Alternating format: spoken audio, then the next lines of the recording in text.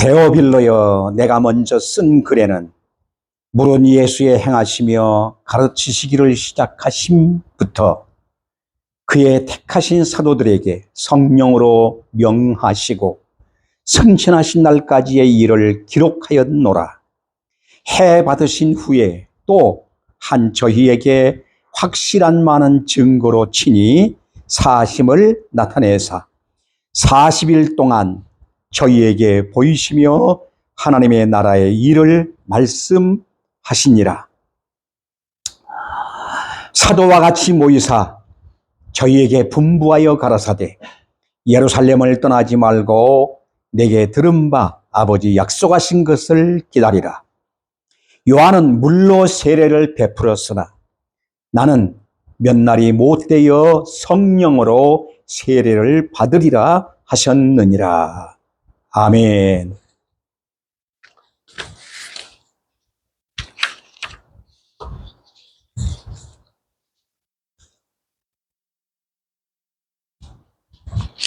오늘 저는 여러분과 함께 약속하신 것,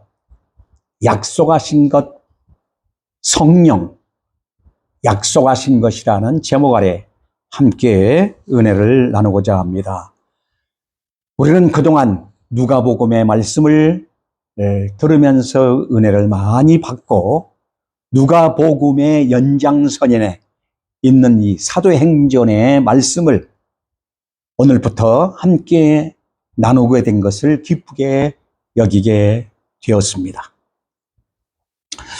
특별히 오늘 여기 1절 말씀에 보면 이렇게 말씀합니다. 데오빌로여, 내가 먼저 쓴 글에는 무릇 예수의 행하시며 가르치시기를 시작하심부터 라고 하는 말씀. 그러니까 여기 분명한 것은 내가 먼저 쓴 글이라는 말씀이 나옵니다.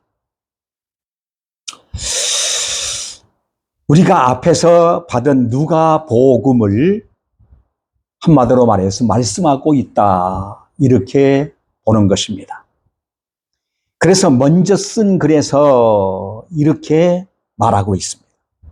예수의 행하시며 가르치시기를 시작하심부터 그의 택하신 사도들에게 성령으로 명하시고 승천하신 날까지 일을 기록하였다, 이렇게 말씀합니다. 그러니까 누가복음이죠. 사도들에 의해서 이렇게 기록된 예수 그리스도로부터 이제 완성된 이러한 복음의 메시지, 이 기록된 말씀을 한마디로 말하고 있는 것입니다. 그래서 이어지는 사도행전에서 이 복음서를 끝마치는 시점, 즉 사도들에게 분부하시고 승천하신 데서부터 시작하시고 있는 것입니다. 예수님의 초림이 최대의 역사적 사건이었듯이 고난 후에 부활하시고 승천하심은 새로운 장이 열릴 것을 예고하신 사건이었던 것입니다. 이와 같은 일련의 사건들은 하나의 목적을 가지고 추진해 나아가는 지속적이고 점진적인 역사인 것입니다. 그래서 하나님의 일이라는 이 말씀 속에 포함되어 있다고 하는 것입니다. 예수 그리스도께서 행하시고 가르치시기를 시작하심으로부터 해 받으시고 부활 승천하신 일들이, 일련의 사건들은 하나님의 나라를 회복하기 위한 하나님의 일을 한마디로 말씀하고 있는 것입니다. 하나님의 나라의 일이 얼마나 중요한 것인가를 한마디로 여기서 말씀하고 있다라고 생각해야 합니다. 그런데 중요한 것은 예수님께서 승천하심으로 하나님의 나라의 일이 완성된 것도 아니고 또 하나님의 나라의 일이 중단된 것도 아니라는 것입니다. 사도행전의 전체는 사도행전 28장 31절 마지막 절 하반절에 이렇게 말씀하고 있습니다. 하나님의 나라를 전파하며 주 예수에 관한 것을 가르치되 그만한 자가 없었더라고 이렇게 말씀하시면서 사도행전을 계속 진행형으로 마치고 있는 것을 볼 수 있게 됩니다. 왜 진행형으로 마치고 있을까요? 이제 사도들에 의해서 완성된 계시와 함께 교회 시대가 펼쳐지는데 이 교회는 예수님 지상에 다시 재림하실 때까지 계속 진행되고 있다고 하는 사실을 밝혀주시기 위함입니다. 그래서 하나님의 일은, 즉 하나님의 나라의 일은 계속 진행형이다. 오늘 2000년이 지났지만은 그 2000년이 지난 오늘날까지도 계속 진행하고 있다. 이제 마지막 말세의 지말이 되어 예수님이 오시는 그때까지 바로 계속 이 사역은 이루어질 것이다. 이루어진다라고 이렇게 말씀하고 있는 것입니다.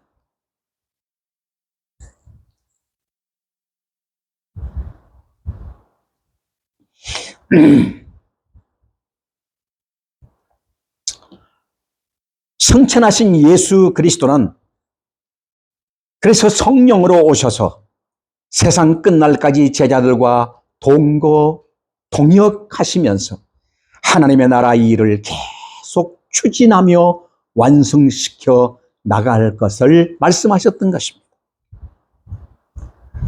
그래서 사도행전은 우리들로 하여금 살아서 당당하게 움직이며 전진하는 그리스도인들의 모습을 여실히 보여주고 있는 것이 바로 무엇이냐? 사도행전입니다.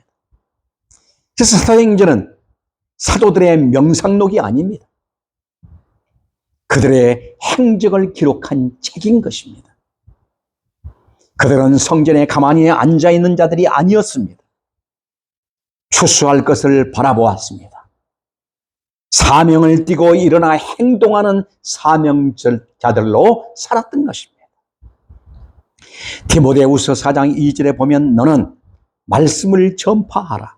때를 얻든지 못 얻든지 항상 힘쓰라고 말씀하신 대로 그들은 항상 걷고 있었습니다. 행하고 있었습니다. 기도하고 있었습니다. 말씀을 준비하고 말씀을 전파하고 있었습니다.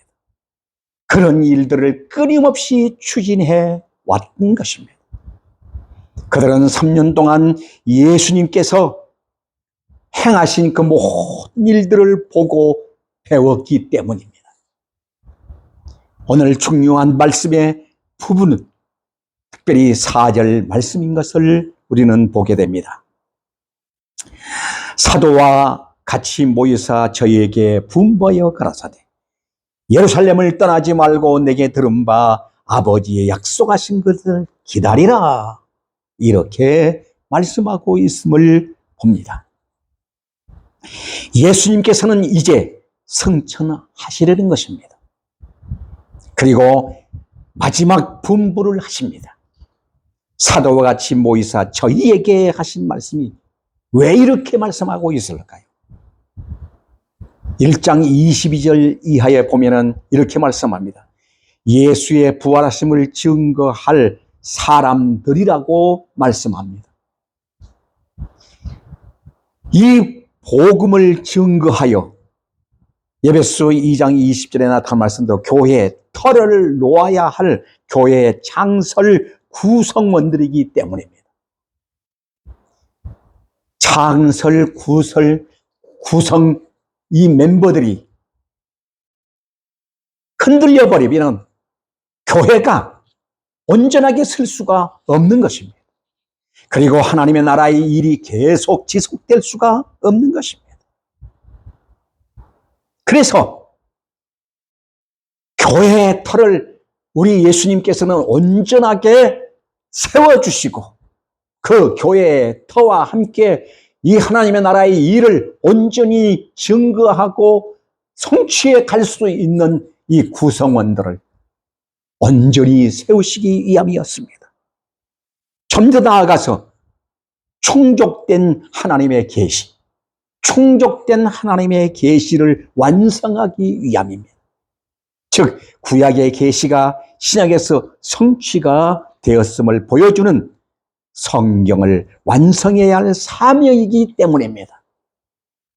구약은 히브리서 1장 1절에 보면 옛적의 선지자로부터 여러 부분과 여러 모양으로 말씀하신 것은 즉 예표와 예언이며 예언들이며 그림자입니다. 이제는 그리스도께서 오심으로 말미암아 그림자가 실체로 나타났고 예언이 성취된 것입니다. 그렇다면 이를 기록하여 충족된 계시를 후대에게 전하여야 하지 않겠습니까? 이 막중한 사명을 맡은 자들이 누구냐? 사도들입니다. 그런데 만에 하나라도 사도들에게 확실한 많은 증거로 친히 사심을 나타냄이 없었다면 이는 하나님의 나라의 일을 수행하는데 불확실성이 될 수밖에 없습니다. 만약에 불확실성이 된다면 성경을 믿을 수가 없는 거죠. 하나님의 계시가 완성되지 못했다면, 충족된 계시가 아니라면 어떻게 교회가 온전하게 쓸 수 있겠습니까? 그래서 예수님께서는 의심하는 도마에게 나타나셔서 요한복음 20장 24절로 27절에 보면 네 손을 이리 내밀어 내 손을 보고 내 손을 내밀어 내 옆구리에 넣어보라. 그리하여 믿음 없는 자가 되지 말고 믿는 자가 되라고 사도들의 공동체의 결함을 친히 예수님께서는 치유해 주셨던 것입니다. 그래서 충족된 계시, 완성된 계시를 바로 예수님께서 확립시키신 것입니다. 이렇게 하여 충족된 계시를 완성하신 거예요. 이 기간이 바로 예수님의 부활하시고 승천하시지 아니하시고 40일 동안 계신 이유가 바로 여기 있는 것입니다. 왜? 예수님이 부활은 하셨지만은 아직도 충족된 계시가 완성 안 됐단 말이에요. 그러니까 교회의 틀을 온전하게 세우지 못했다는 거예요. 의심의 여지가 없이 확고한 교회의 틀을 세워놔야 흔들림이 없다는 거죠. 그래서 예수님께서는 12 제자들을 예루살렘으로 불러 올리셔서 확고하게 저희들을 치유하시고 교회의 틀을 완성해 놓고 충족된 계시를 이루어 놓았던 것입니다.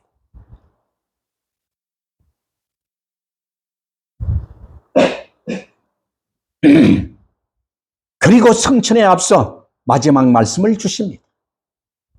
예수님께서는 요한복음 16장 7절에 이렇게 말씀합니다.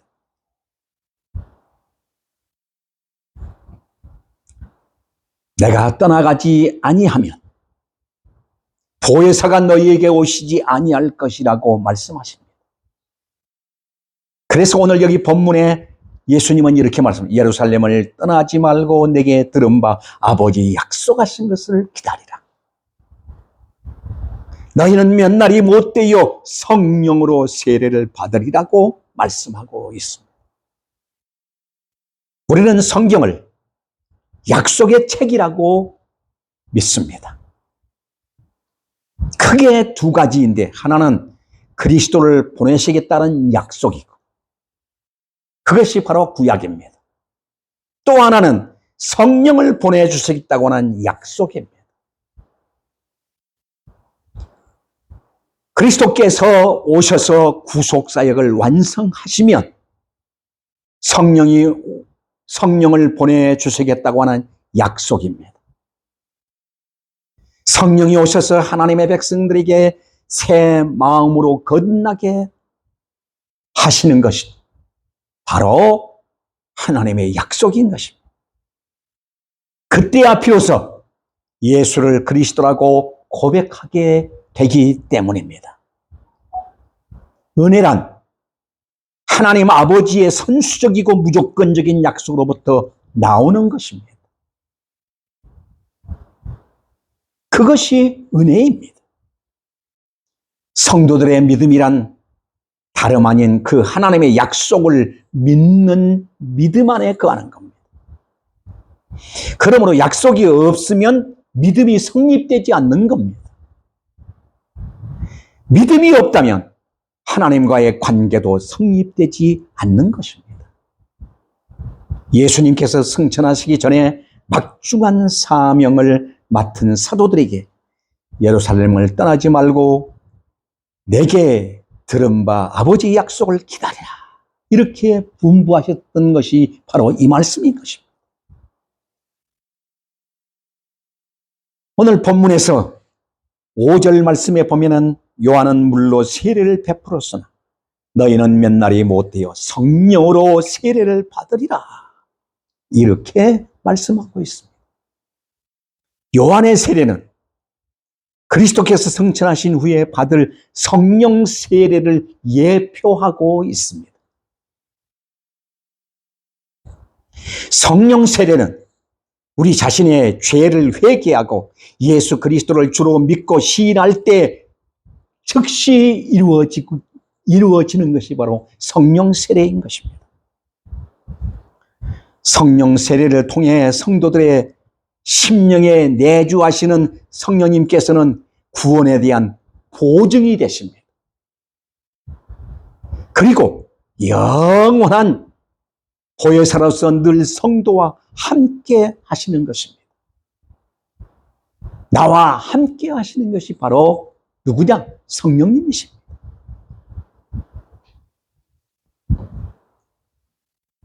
그래서 중생한 성도들은 누구나 성령 세례를 받은 사람들이라고 하는 사실을 우리는 알아야 합니다.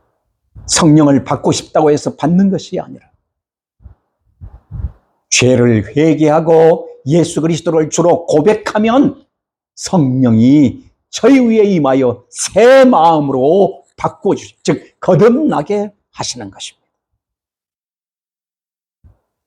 그리고 또 한 가지는 성령 세례는 삼위일체의 협력하에서 성령으로 시행되는 것입니다. 그래서 성령 세례는 예수 그리스도의 죽으심과 부활에 동참하는 신비적 연합에 실체적으로 참여하는 것입니다. 그러므로 성령 세례를 받은 자는 구원의 인침을 받은 자입니다. 그리고 그리스도의 교회의 지체가 된 자들인 것입니다. 이렇게 삼위일체의 성령님은 협력하여 우리를 새로운 창조물로 바로 세우시는 것입니다. 그래서 교회의 창설 구성인 사도들도 성령 세례를 받아야 했고, 그 교회의 지체가 될 성도들인 우리들도 성령 세례를 받아야만 하나님 나라의 일꾼들로서의 사역을 감당해 나갈 수가 있는 것입니다.